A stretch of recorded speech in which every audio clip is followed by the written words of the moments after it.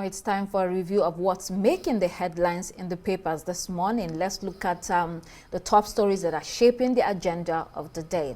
We'll begin with this day newspaper. So in this day here, we have Samwo-Olu, Fashola, Ambode, other APC stakeholders endorse Tinubu for re-election.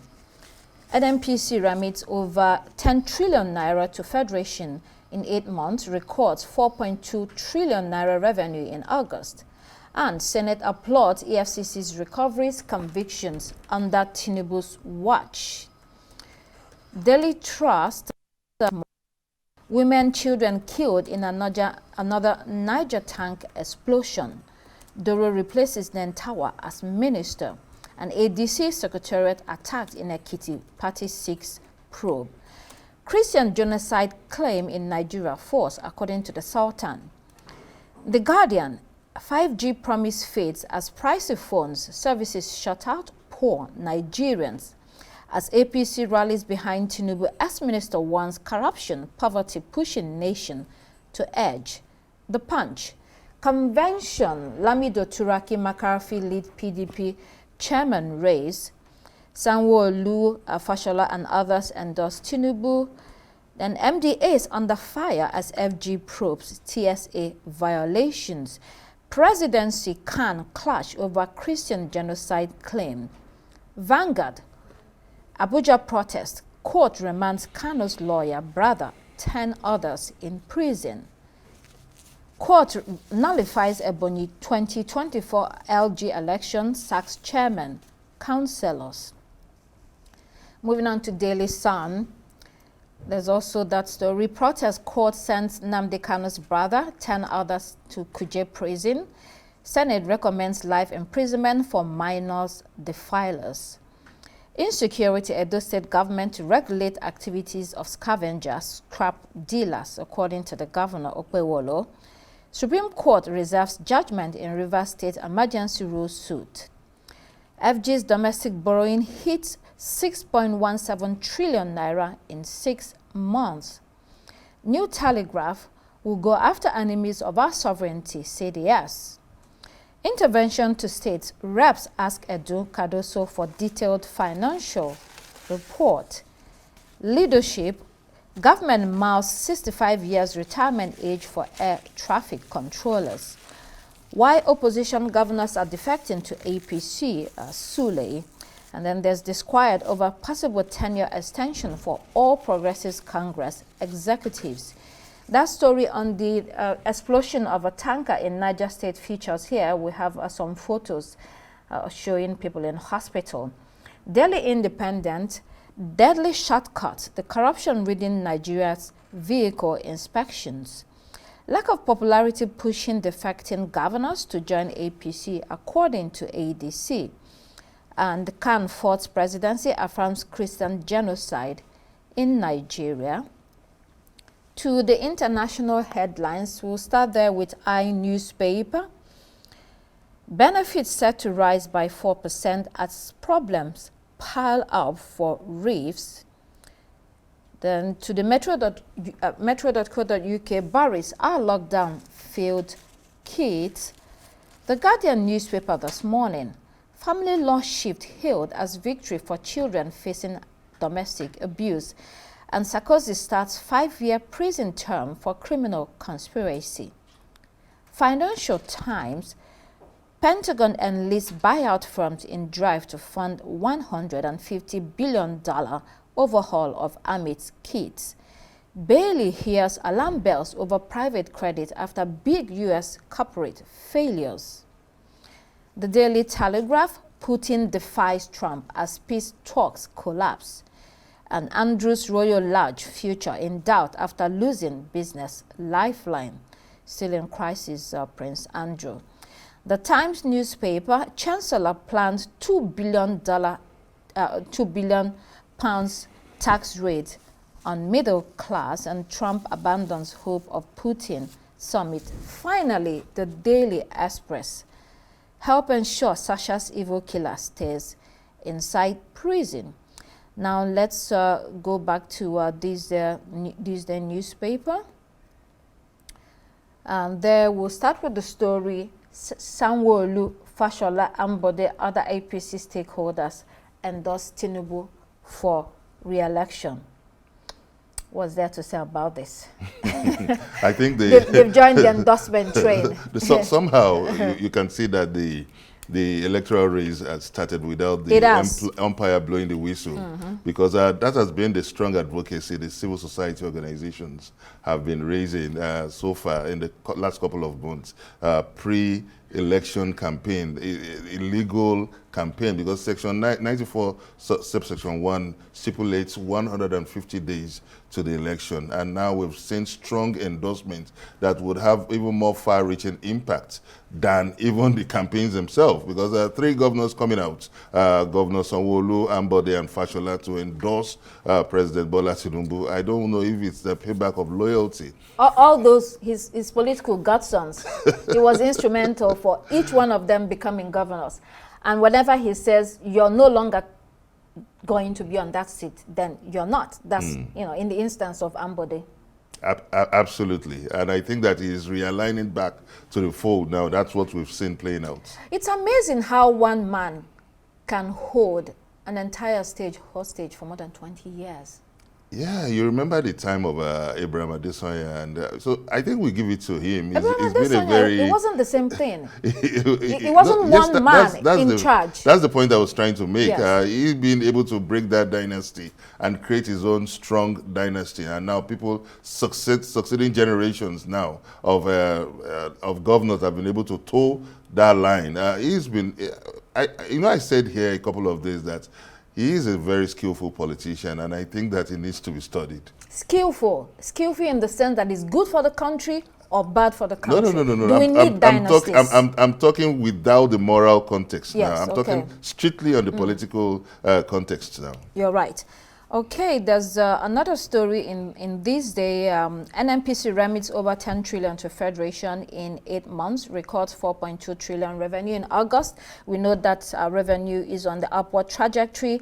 And let's pair that with Senate applauds EFCC's recoveries, convictions under Tinubu's watch. Yes, over 500, at least 500 billion naira recovered in 2 years. So they're doing something right, is it? Although you said yesterday that that's not a lot of money. Yeah, when we criticize government institutions, it's because of the interest of the public. Section 22 of the Constitution gives us that right to hold public institutions and officers accountable to the Constitution. And we've been advocating the need to strengthen this institution, the need to make an institution, an organization like EFCC, to be more autonomous and more strengthened to achieve its mandate. We are not being personal about our criticism. It's for the optimum efficiency of these institutions. That's what we are after. So if there are so many innocent people, if there are so many people that are supposed to have been arraigned, still working freely, especially the influential people, it's our responsibility to call on this institution to clamp down on these people, so that we could have a nation of integrity. Coming to the NNPC issue of, we've seen the brilliancy of the Petroleum Industry Act 2021 coming in place, and now we've seen more transparency and a sector that has attracted a lot of foreign investment and has also shown potential to do more. But now I'll keep on reminding what happens to the unaudited 200 trillion naira by NNPC. I think we need an answer on that. He said that every day. Let's see Leadership newspaper. Tinubu nominates Bernard Doro as minister. Doro is to replace Professor Nentawa Yuwata, who left his post as Minister of Humanitarian Affairs and Poverty Alleviation to become APC National Chairman. Doro is also from Plateau State and has degrees in pharmacy and law. This opens the door for a broader conversation about merit and competence over politics. Is that what we have in the current crop of ministers? Certainly political patronage cannot lead to effective governance and service delivery, can it? Yes, we also need to take consideration of the Constitution that recommends that every state must have a representation in the cabinet. I think that's what the president is trying to do. But Yes. in as much as he's focusing on that, he should also look at the competence of this candidate. Not so much is known about this ministerial nominee, and we're not too sure that he will be going to the Humanitarian Affairs Ministry. I think that's the prerogative of the president in that right. So let's see what happens. Let's see, and that's the beauty of the process, that he will be facing the Senate. And now I think the Senate is taking a shift from the usual take-a-bow syndrome. We made strong advocacy against that, and we've seen them asking pertinent questions. But the take a bow is not even the issue, because before the appointees appear before the Senate, there's usually a Secret Service screening. Yes. That is done, that is conducted on each candidate. So report. that is where the main job is done, to make sure that this person is fit for office, and to make sure that this person doesn't have in addition to sending that to the DSS, they also send to the Secretary to the Government of the Federation, and also prior forwarding of this document to the Senate for consideration, even before the Senate screening. So we expect that all the institutions should do a proper scrutiny of who this candidate is and the fitness of this candidate for this job. There's also public expectations, regarding ministers, delivering results. There's that performance office that was set up under this administration. Yeah, under Hadiza Bala Usman. Yes, we've had one performance sometime performance last year. review. Was it earlier this year or sometime last year? No, last year. They were made to sign a performance bond. No, I'm saying we've already had some review within this government of the performance of ministers. But now, I think for a couple of months, nothing has been said. But let's go back to the Humanitarian Affairs Ministry. That was a ministry that the now APC National Chairman left to take a new position. As you said earlier, we're not sure whether Mr. Doro will be replacing him in that ministry. But that ministry has been a very controversial one since inception. A lot of controversy. Yes, a lot of scandals in that ministry. Beginning with the pioneer chairman, there was that Sadia Omar Farouk, who was accused of misappropriating 37.1 billion naira in social intervention funds. She was under EFCC investigation, and no public conviction yet. We remember that a lot of those interventions went on during the COVID period, and questions were raised about, this is COVID, this is lockdown. And that resonates what we are talking about on the EFCC. They need to strengthen that institution and to make it more effective. Yes. So they can't be talking about the number of convictions when we see people like this with their cases not being seen through. All right, there was also Halima Shehu, who was the National Coordinator Social Investment Program Agency. She was arrested for alleged 44 billion naira movement from SIPA accounts to private accounts. She was arrested, questioned, again, no public reported finalization of that case. And then very finally, disturbing silence. And then finally, we had the former minister, Betta Edu, who was suspended in January 2024 over allegations of transfer of 585 million naira to a private bank account, and implicated in the recovery. So the EFCC, according to them, recovered about $445,000, around this period. Investigations, according to them, are ongoing. Again, no public conviction. We don't know what's happening to Betta. She's probably living her best life. Again, people want to see that these things are tidied up, that when you get into office, you're actually there with competence and delivering results. Yeah, it exposes weak governance and weak institutions, and that's what we've been advocating for so far. I think that government needs to step up on many of these things, and because even at the last outing at the IMF, it raised this issue about revenue leakages from illicit financial flow, and they talked about stolen funds, they talked about untraceable digital transactions, and also proceeds from criminal activities. So it ridicules the reform that is being monitored globally. That has been widely acclaimed to have achieved stability, mind you, not growth. All right, Daily Independent. Let's go to a Daily Independent. Pull that up. What do we have there? Senate endorses life imprisonment for defilement of minors. So this bill has a very stiff penalty. It's meant to be a deterrent to sexual abuse, which is described as a grievous crime capable of destroying a child's life forever, and that's very true. Reps also say that a 10-year maximum sentence will be incurred by people who rape others.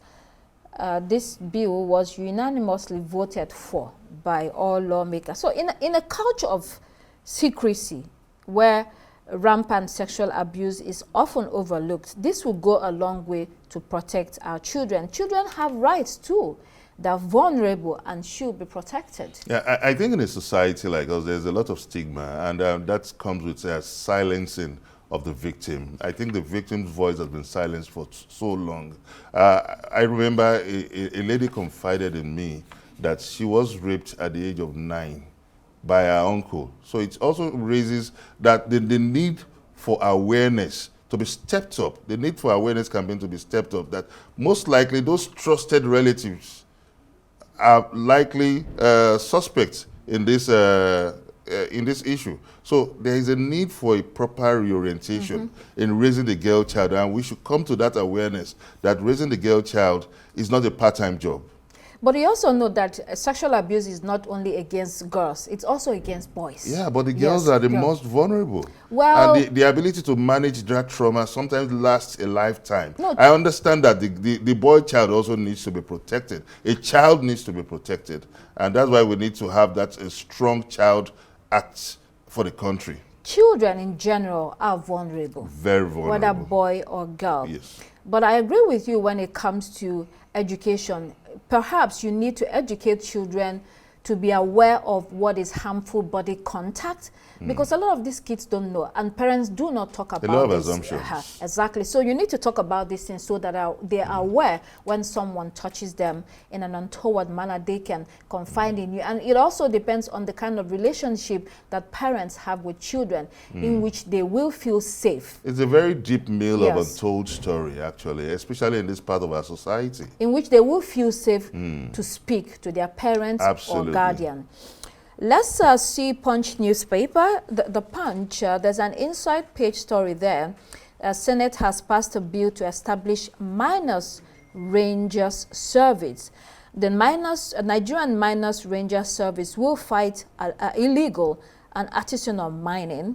The legislation has been passed in the Senate. The sponsor of the bill says illegal mining deprives Nigeria of revenue, which is true.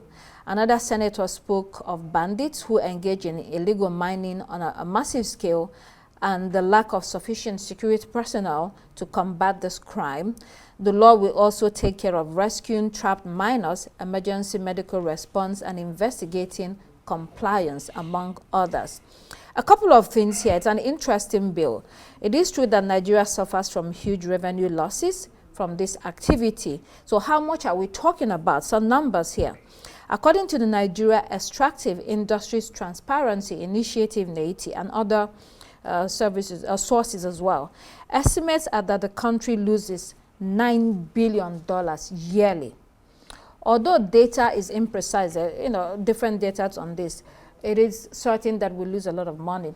So we do not have the details of this bill yet, but if security forces are struggling within the country to fight against other security challenges, I wonder what would be different with this mines rangers. Would they be adequately funded? Would they have special equipment to do their jobs? I don't know. What difference do you think this could make? I think the Minister of Solid Minerals, Mr. Chief Dele Alaki, should be coming on this show very soon to explain more, because part of the bold reforms that he outlined was the establishment of the mining police, and we're yet to see that. It's interesting that the Senate is coming with this range reforms. It needs to be expedited, and it will be nice for us to really understand, because we understand that there's a lot of revenue leakages coming from this sector, and it's one of those sectors that have shown huge potential to boost the nation's revenue base and foreign earning potential. The other thing is that we don't talk about much, apart from the revenues.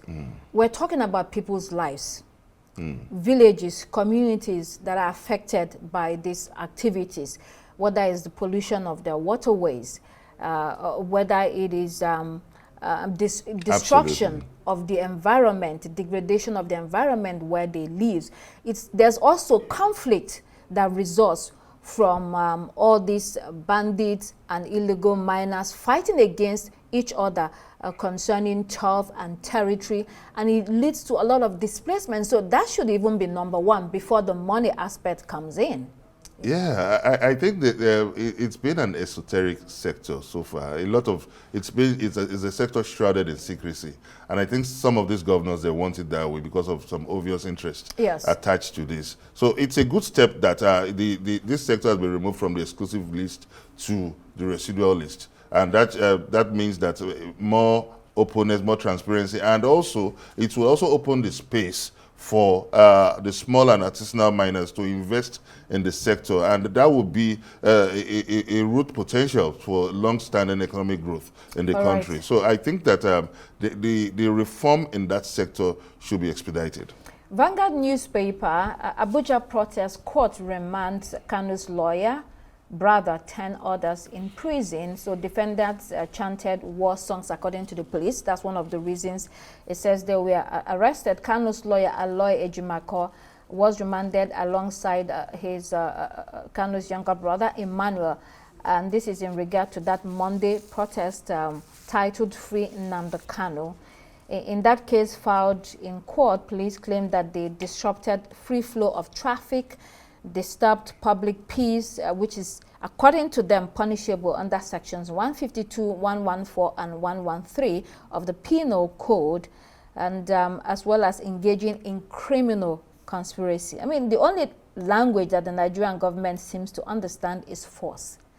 It's suppression, it's, criminal conspiracy for organizing a protest. Yeah, once again, I'll make bold to say that the country is treading on a very dangerous precipice. And this is coming from the fact that its response to very delicate cases like this, and, coming on the heels of a 5-year remembrance of the End SARS protest, I wonder if lessons had been learned. Now, this is coming from Omoyele Sowore, someone that still has, someone that understands the law. But it could have a ripple effect on the nation in terms of this is a case that has been discharged and acquitted on 2 levels: the Abia High Court in October in 2022, and also the Appeal Court also discharged and acquitted this person. So now the federal government has a right to file an appeal at the Supreme Court, but the delay is what people are angry about, and this is a time for the federal government, the judiciary, to ensure speedy dispensation of justice. Let's go to the international headlines. The Guardian newspaper. Sarkozy starts 5-year prison term for criminal conspiracy. That's the former French president. Yesterday he was driven to prison. He denies this, and he was convicted of conspiring to fund his campaign with money from the late Libyan leader Muammar Gaddafi. Sarkozy was president from 2007 to 2012. He is 70. He intends to appeal, as I said earlier. What an extraordinary development. Can you imagine an ex-Nigerian president sentenced to prison? That would be unprecedented and show that no one is above the law. So this simply signals the efficacy of the law. Yeah, and I think that it also resonates the need for this immunity clause to be expunged in a country that is really driving the supremacy of the rule of law and the Constitution. Can I hold you there, because let's hold it there. So immunity is not the issue. In a country like Nigeria, but impunity is the issue. Hold on. If you remove immunity, while someone is serving as governor.